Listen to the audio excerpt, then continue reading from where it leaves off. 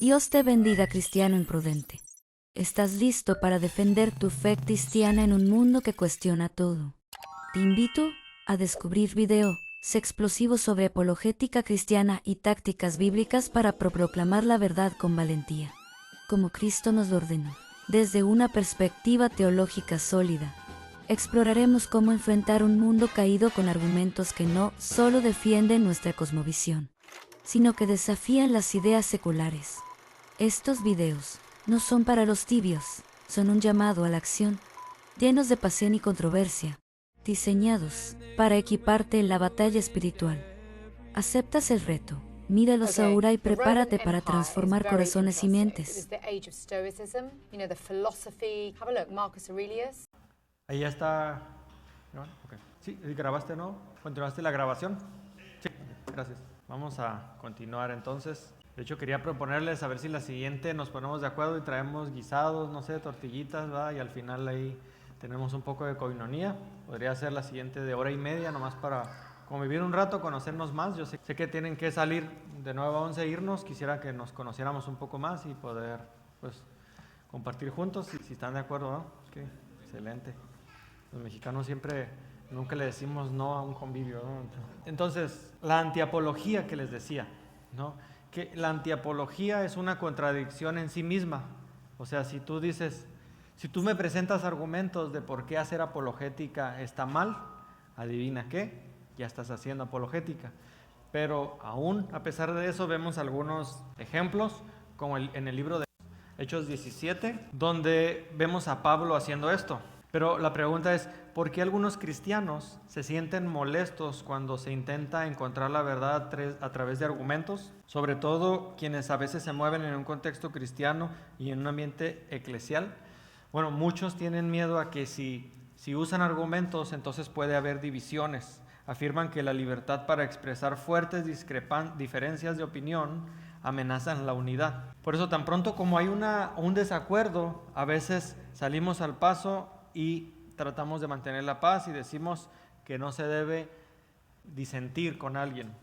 Dice Greg, es una pena que sea así. Es verdad, a veces los cristianos pierden el norte con disputas inútiles. Lo dijo Pablo, ¿no? Que no perdamos el tiempo en estas discusiones estériles, ¿verdad? Pero también Pablo advierte el peligro de discutir sobre palabras, altercar sobre especulaciones inútiles. Para eso tenemos 2 de Timoteo 2:14 y 2 de Timoteo 2:23, por si lo quieran anotar. Nos ordena también que seamos estudiantes diligentes de la palabra, dándole un trato ecuánime y riguroso. Eso lo encontramos en 2 de Timoteo 2:15 también. Y no nos vamos a detener ahorita ahí, pero para que lo lleven de referencia. Pablo nos insta solamente a corregir, reprender y exhortar cuando sea necesario. Y ese sí lo vamos a leer, 2 de Timoteo 4, 1 al 2. Si alguien me ayuda, por favor. 2 de Timoteo 4, 1 al 2. Redarguye, enseña y exhorta con toda paciencia y enseñanza, ¿no? Entonces, si es algo activo, esto no puede llevarse a cabo sin una cierta confrontación.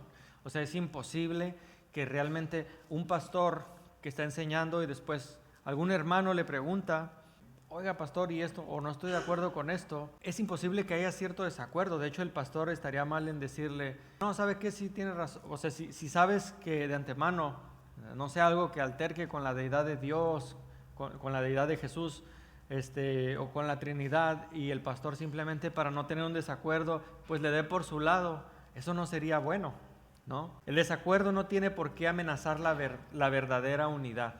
De hecho, cuando hacemos como que estamos de acuerdo en ciertas cosas, simplemente para mantener la unidad, causa un sentido contrario, porque hay una falsa unidad, que fue una de las causas de la Reforma, ¿no? Y Martín Lutero, entre una de las cosas que dijo fue, prefiero estar dividido por la verdad que unido en el error.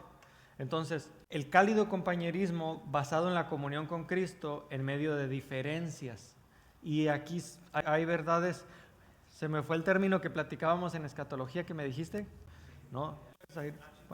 Bueno, ok. Hablábamos del triaje teológico. Esto es primero, porque como también se dice, hay que escoger muy bien sus batallas, ¿no? Y aunque algunos lo utilizan para afirmar que escoger tus batallas en las que puedas ganar, en realidad significa que hay batallas en las que sí vale la pena invertirle y dedicarle tiempo y el desgaste, y otras que son batallas inútiles, como mencionabas, ¿no?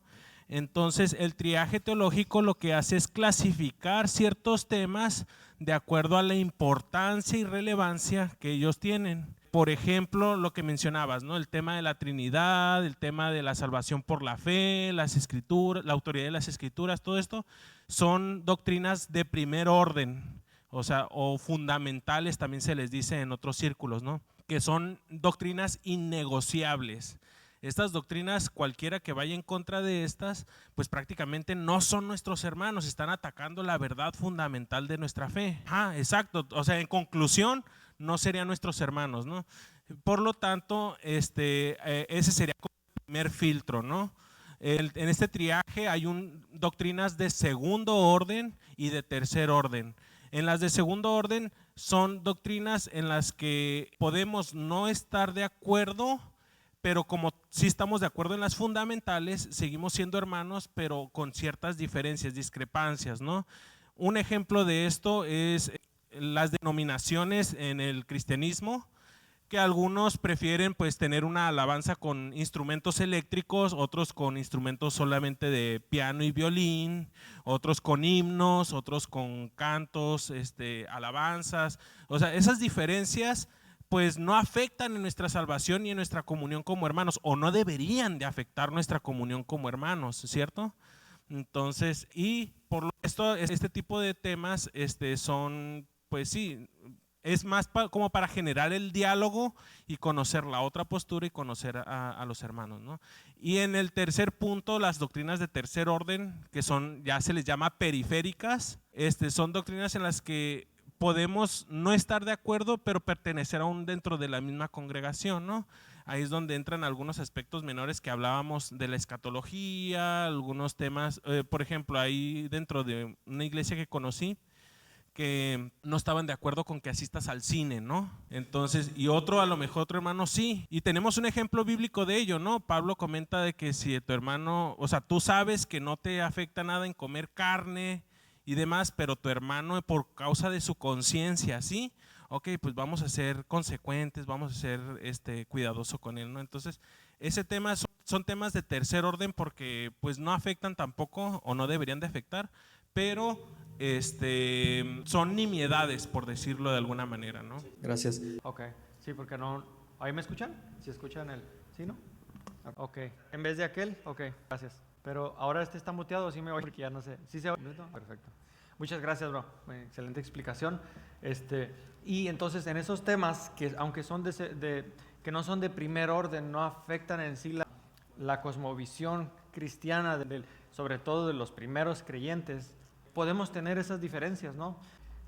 Y platicaba con los varones que estudiando el libro de Lucas y Hechos, uno de los motivos por los cuales Lucas escribe ese libro, uno de varios, era porque quería que entendieran la parusía, en el sentido, había creyentes que habían pensado que se habían quedado en el arrebatamiento o que habían pensado que Cristo ya había venido, ¿no? Y que entonces había muchas como dudas, y por estudiar esa parte me metí un poco, no mucho, no soy experto en escatología, pero quise agarrar como desde inicio este tema y lo estamos abordando apenas hace unas semanas iniciamos, y va a ser una vez al mes, pero ese es en línea, ese no es presencial, y aún en eso hay un poco hay diferencias doctrinales sobre si la venida de Cristo es antes, en medio de o después, ¿no?, de la gran tribulación.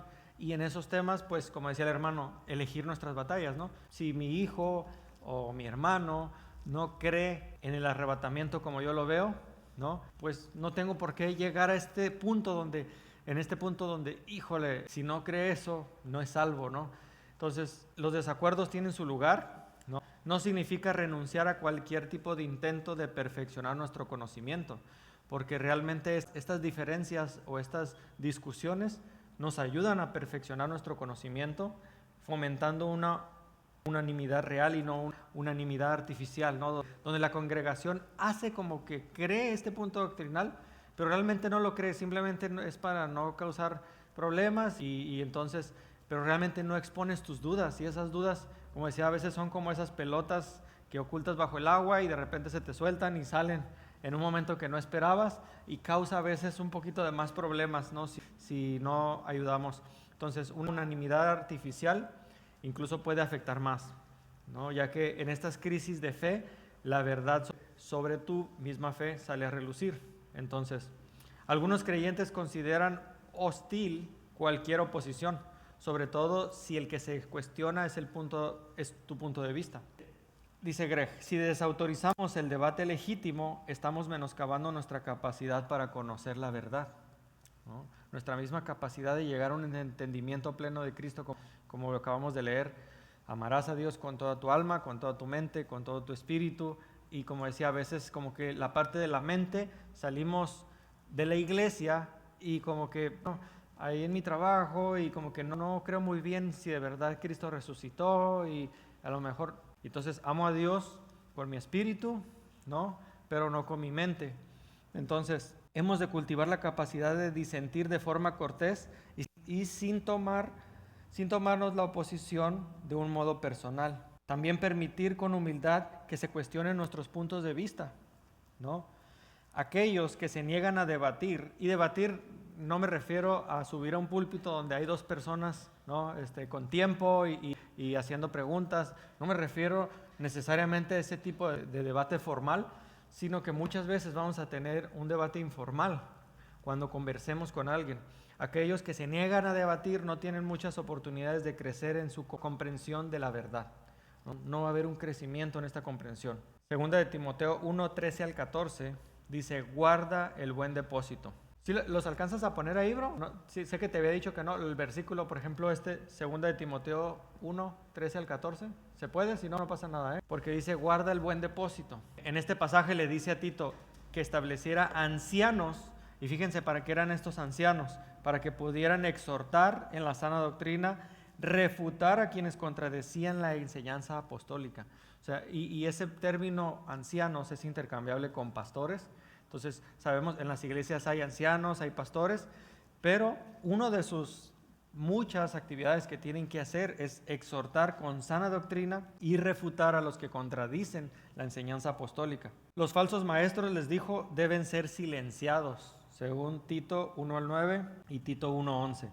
¿Sí? Deben ser silenciados, ¿en qué sentido? ¿Decirles que se callen? No, sino que con buenos argumentos derribar estos falsos argumentos. Entonces, cuando la iglesia le pone freno a los debates y a un libre flujo de ideas, el resultado es un cristianismo superficial y un falso sentido de unidad.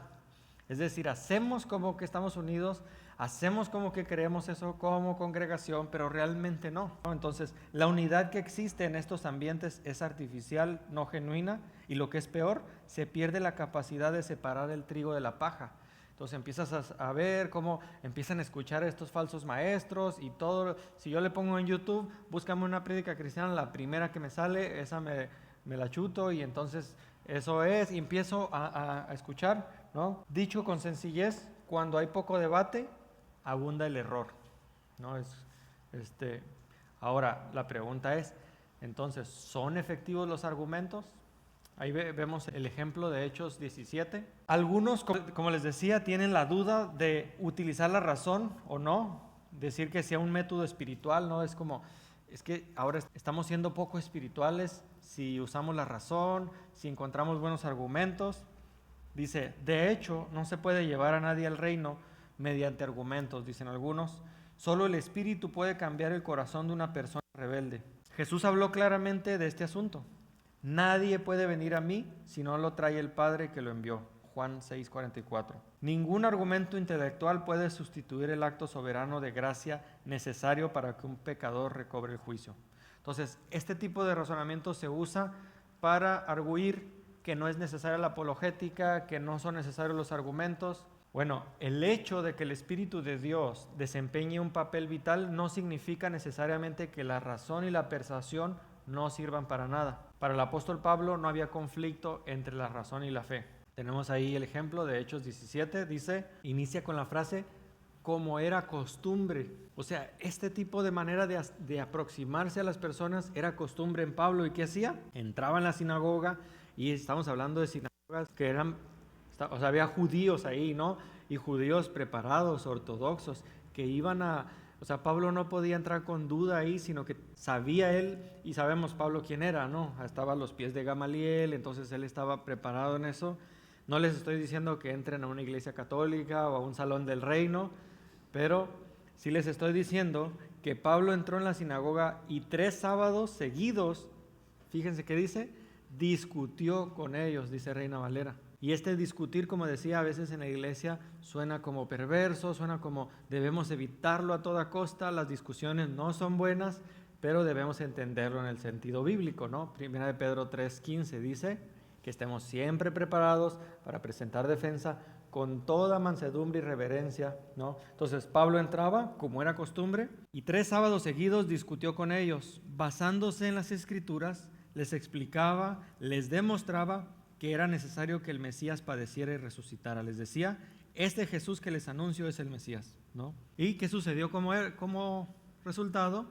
Que algunos judíos, o sea, no todos, se convencieron por los argumentos que Pablo estaba dando. Entonces, hay más de 6 versículos en el Antiguo Testamento, yo lo usé en una concordancia, donde se indica que Pablo discutía. La palabra discutir la usa bastante con Pablo, los buscaba, iba ahí, entonces, por eso yo voy y busco a los testigos de Jehová, ¿no es cierto? Pero Pablo sí conversaba con ellos, ¿no? Cuando los argumentos se muestran eficaces, no actúan en un vacío. Y como dice la misma Escritura, no regresará vacía. Quizá entiendan que un método más bíblico es la genuina expresión de amor. Algunos dicen esto, es que solo demuestra el amor, solo di que Cristo los ama, ¿no? Bondad, aceptación, unida a una sencilla presentación del Evangelio. Si te inclinas a pensar así, quiero decirte algo que posiblemente te sorprenderá. ¿Están listos? Eso lo dice Greg, yo le dejo a él la carga de responsabilidad. No puedes hacer que alguien entre al reino con muestras de amor. ¿Qué opinan de esto? A ver.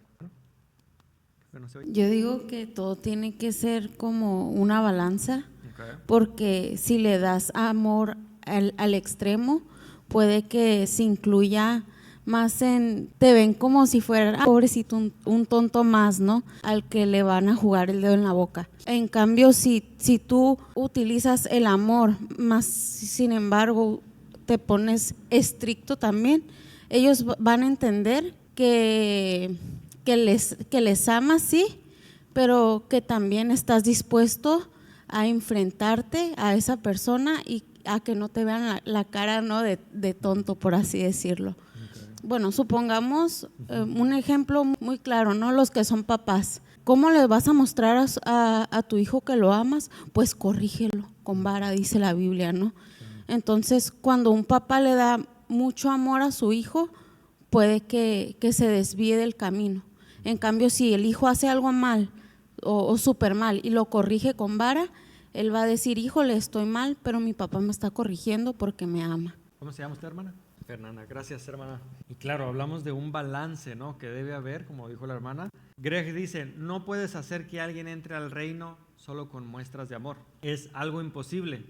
De hecho, ni siquiera el sencillo evangelio es adecuado para cumplir ese propósito. Y antes de que quieran levantarse, déjenme explicarles por qué. Muchos dicen, yo no predico el evangelio, yo simplemente vivo una vida digna del evangelio, yo predico con mi vida. Si uno se acuerda, creo que fue San Francisco de Asís que dijo que no usaras palabras, ¿no? Como predica el evangelio y si es necesario, habla. Y lo sacaron de contexto, como se suele sacar este tipo de declaraciones, porque de lo que él estaba hablando es que él vivía una vida digna del evangelio después de haberles predicado el evangelio. O sea, él no estaba diciendo que no era necesario predicar, pero mucha gente a veces podemos caer en, no, es que yo comparto el evangelio con mi vida, y este es un tema que tiene que ver con el evangelismo. Como les decía, la apologética puede ser una herramienta muy fuerte para usarla en el evangelismo. No necesariamente cuando hacemos apologética predicamos el evangelio, sí preparamos el terreno para la predicación del evangelio, pero a veces sí lo podemos usar, ¿no? Al mismo tiempo podemos usar las dos. Y a lo que iba con esto es que cuando tú vives una vida digna del evangelio, no estás predicando el evangelio, pero estás testificando de Cristo. Estás testificando lo que Cristo hizo en tu vida, lo que Cristo está haciendo en tu familia. sin embargo no estás predicando el evangelio, ¿no? Entonces, muchas personas que han sido objeto del sacrificado amor y bondad de cristianos nunca se han entregado al Salvador. Y de hecho, aquí hay cada una en sus respectivas iglesias tendrá sus ministerios o sus obras de caridad que se hacen. Aquí también se les hace a las personas que están aquí en la calle, se les da comida, se les predica el evangelio, se les da comida, se les da agua. En diciembre se les consiguen suéteres, cobijas. Nuestro pensamiento, ojalá que no sea el de ninguno que esté en este ministerio, pensando, con esto los salvamos del infierno o con esto se van a convertir a Cristo. No, lo hacemos como una de tantas cosas que nos pidió Cristo que hiciéramos, con la esperanza de que en ese momento escuchen el evangelio y crean. Queridos hermanos y hermanas en Cristo, antes de despedirnos, queremos invitarles con un corazón agradecido a ser parte de esta misión que el Señor ha puesto desde el canal Cristiano Imprudente. Si este contenido ha sido de bendición para tu vida y ha fortalecido tu fe, te animamos a suscribirte al canal y activar la campanita para no perderte ningún video. Como dice Hebreos 10 y 24-25, considerémonos unos a otros para estimularnos al amor y a las buenas obras, no dejando de congregarnos. Y este canal es un espacio para crecer juntos en la verdad del Evangelio. Desde una perspectiva bíblica, creemos que Dios nos llama a ser buenos administradores de los dones que Él nos ha dado. 1 Pedro 4 y 10. Si el Señor te mueve a apoyar este ministerio, te invitamos a contribuir a través del enlace de PayPal que encontrarás en la descripción del video. Tu ofrenda, por pequeña que sea, es una semilla sembrada para que el mensaje de Cristo alcance a más corazones. Como nos exhorta Gálatas 6 y 9, no nos cansemos de hacer el bien, porque a su tiempo segaremos. Si no desmayamos, con tu apoyo, podemos seguir creando contenido que edifique, inspire y lleve la esperanza de Jesús a más personas. Gracias por ser parte de esta familia en la fe. Que el Señor te bendiga abundantemente. Y como dice Filipenses 1 y 6, estamos confiados en que el que comenzó en vosotros la buena obra, la perfeccionará hasta el día de Jesucristo. Nos vemos en el próximo video. Bendiciones.